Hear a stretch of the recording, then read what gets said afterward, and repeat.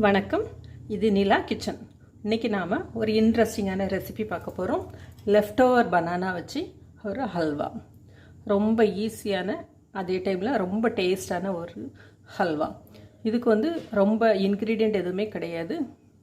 3 பொருள், வேறு எதுவுமே கிடையாது. குயிக்காக ஒரு 10 நிமிஷத்தில் ஒரு ஸ்வீட் ரெடி பண்ணிடலாம். 10 நிமிஷம் கூட ஆகாது, அதுக்கு முன்னாடி ரெடி ஆயிரும். இப்போ இது எப்படி பண்ணலாம் அப்படின்னு சொல்லிட்டு பார்க்கலாம். அதுக்கு முன்னாடி எல்லாருமே நம்ம சேனலை சப்ஸ்கிரைப் பண்ணிவிடுங்க, லைக் பண்ணுங்கள், ஷேர் பண்ணுங்கள், கமெண்ட் பண்ணுங்கள். வாங்க இப்போ வீடியோக்குள்ளே போகலாம். நல்லா பழுத்த வாழைப்பழம் எடுத்துடுங்க. நான் இன்னைக்கு ரெட் பனானா எடுத்துக்குவேன்.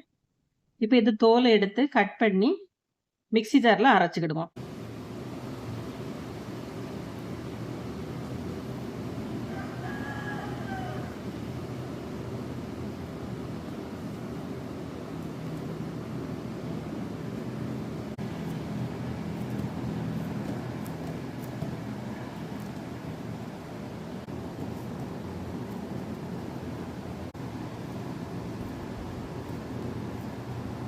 ஒரு பேன் அடுப்பில் வச்சு ஸ்டவ் ஆன் பண்ணிக்கிடலாம். கொஞ்சமாக சுகர், 3 டீஸ்பூன் அளவுக்கு சுகர் சேர்த்துருக்குறேன். இது கேரமல் ஆகட்டும்.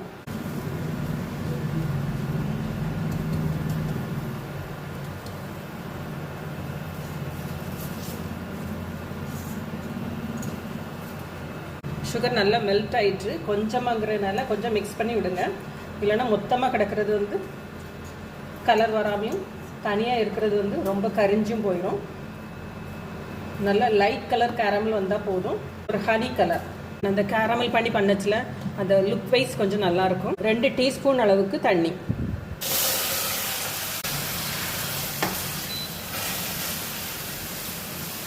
இது அப்படி ஒரு பவுலில் மாற்றி வச்சிடலாம். இந்த கலர் மறுபடியும் அதே பேன் அடுப்பில் வச்சுடுங்க. அரைச்சி எடுத்த வாழைப்பழம், 1 நிமிஷம் கூட ஆகாது, அதுக்குள்ளால இது அரைப்பட்டுரும்.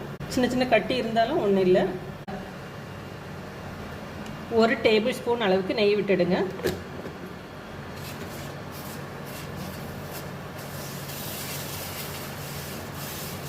இதுக்கு ஸ்வீட் ரொம்ப தேவைப்படாது. ஏன்னா வாழைப்பழம் நல்லா ஸ்வீட்டாகவே இருக்கும்.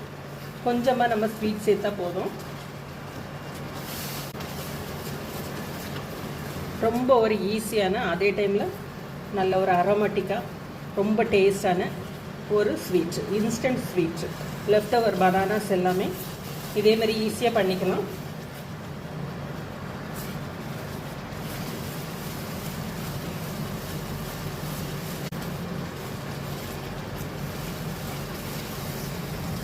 அந்த கலரை பார்த்தாலே ஒரு டெம்ப்டிங்காக இருக்கும்.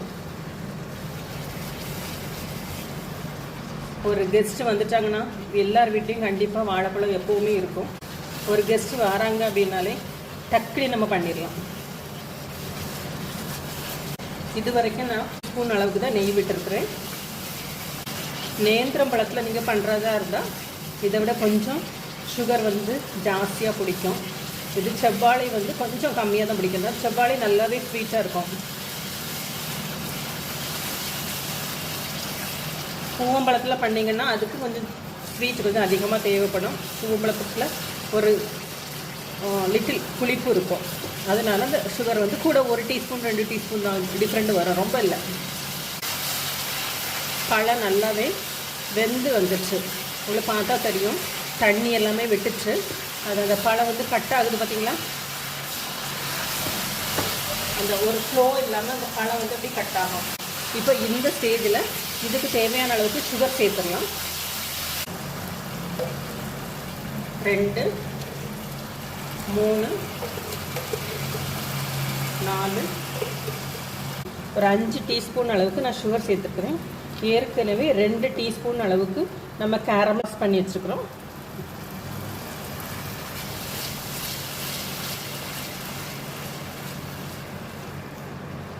மூணு செவ்வாழை எடுத்துருக்கோம். அதுக்கு இந்த அளவு கரெக்டாக இருக்கும்.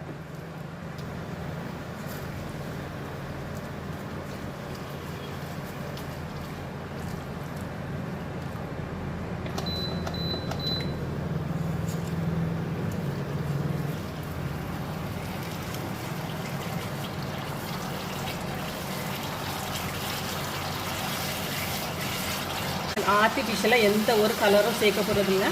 இந்த பழத்தோட கலர் வந்து நம்ம சேஞ்ச் ஆகுறதுக்காக கேரமல்.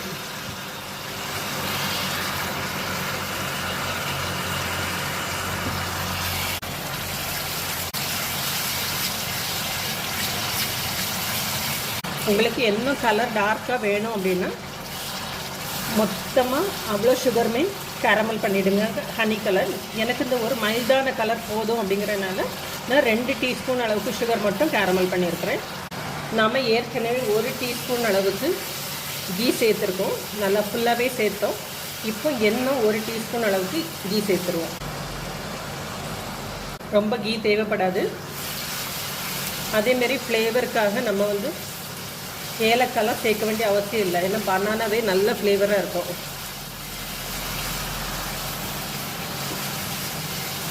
இப்போ பாருங்கள், இந்த ஹல்வா வந்து ஒரு சின்ன ஒரு கலர் சேஞ்சோட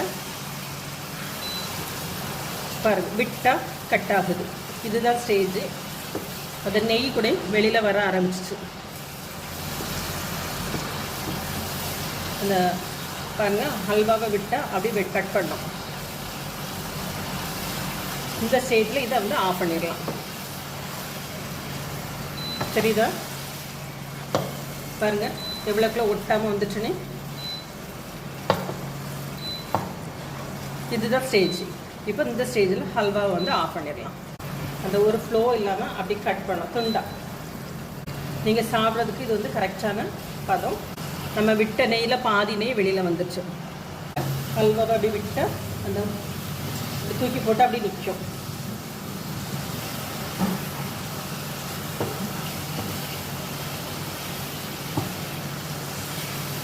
நல்லா உருண்டு வந்துட்டு பார்த்தீங்களா? நம்ம விட்ட நெய் தெரியுதா? இங்கே திருப்பி பொடிச்சா தெரியுதா? அந்த எந்த அளவுக்கு முருகலாக இருக்குது அப்படின்ட்டு. இதுதான் அந்த நெய் வந்து வெளியில் வர ஸ்டேஜில் நம்ம ஆஃப் பண்ணிட வேண்டியது. ஹல்வா பதம் வந்த உடனே இப்போ ஆஃப் பண்ணிடலாம்.